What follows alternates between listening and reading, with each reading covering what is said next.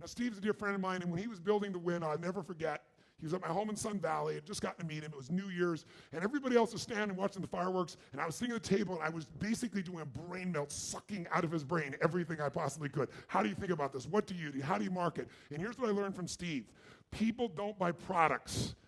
They buy feelings. People don't buy products. They buy states. People don't buy products. They buy identities. And he and I went back and forth for about 2.5 or 3 hours and became lifelong friends for the last decade and a half. And what I learned from him is, how many of you know the 6 human needs? Let me see your hands. Raise your hand if you know the 6 human needs. So real quick, for those who've never heard it before, what's the first need that all human beings have? It's not a goal, it's not a desire, it's a need. What is it, quick? Certainty. Everyone has a need for certainty, that they can avoid pain, or ideally they can have some pleasure, but that's a survival instinct. If you have total certainty all the time, you will feel completely what? Bored. So what's the second human need? Quick. Uncertainty, which another word for uncertainty is variety. The need for surprise. Who here loves surprises? Say aye. You like the surprises you want, right? Surprises you don't want, you call problems, but you need them too to be alive, and business provides plenty of variety, right? What's the third human need? The need to feel significant. Significant is the third human need, to feel significant, unique, special, important, significant. Who has the need to feel significant? Who? Who? Everybody. What do people say? I don't want to feel significant. That's how they get significance, by saying, I don't need significance. I'm more unique than you. You have the significance, I don't. Some people get significance by buying a $500,000 or $1 million car. Some people get significance by saying, I don't spend any money. I don't need a nice car. I'm so special, I don't need a nice car. It's called a reverse ego symbol. Same need, they just go about it a different way. But if you're totally significant and unique and special, that feels good, but then you feel alone, because the fourth human need is the need for connection and love. Who needs connection and love? Everybody. And by the way, those first needs everybody gets. Certainty, uncertainty, or variety, significance. Even if you have to make up stories about yourself, you'll find a way to feel significant, right? And a feeling of connection, if not love. The final 2 needs are the needs of the spirit. You must grow is number 5. You grow or you. If a business is not growing, what is it doing? That's a fact. There's no such thing as a stable business. You're growing or you're dying. There's no plateau that you can stay at and stick around.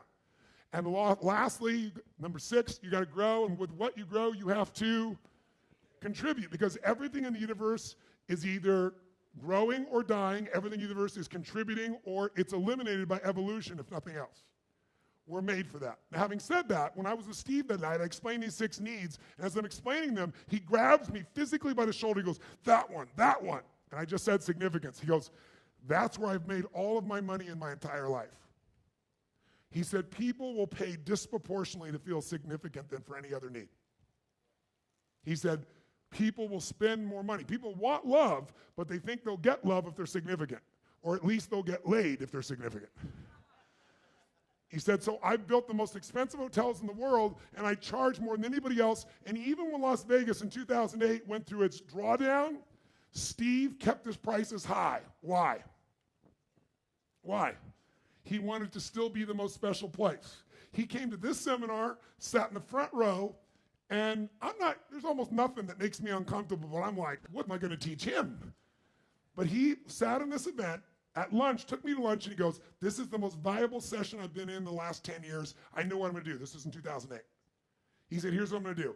I'm going to, when all my competitors are shrinking right now because they're trying to survive, I'm going to go build this giant beach club that goes right to Las Vegas Avenue. I'm going to build this new entrance. I'm going to up my services. He said, I'm going to do what you teach. What is the fundamental success to becoming wealthy? It's only one thing. If you want to be wealthy, you have to do more for your clients than who? Than anyone else. You have to add more what?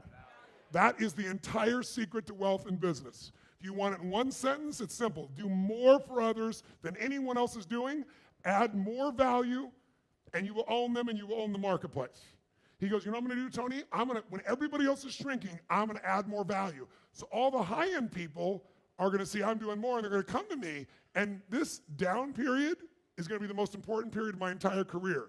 Because when the economy comes back and those guys start giving services, I already own these people. They're not going to leave me. I'm their home. You got to ask yourself, what do I do to add more value? And many of you think adding more value means cutting your prices or doing something of that nature. Sometimes adding value is raising your price. It's crazy. Raising your price can increase your sales if it's the right piece. Now, if you raise your price and do more, no question that could be the right thing in some cases. Some of you, your market is the cheapest price. Maybe it's time to change that business model, because unless you're Walmart or Amazon or somebody that can do things at massive volume and lose money and sustain it, you might need a thing called a margin.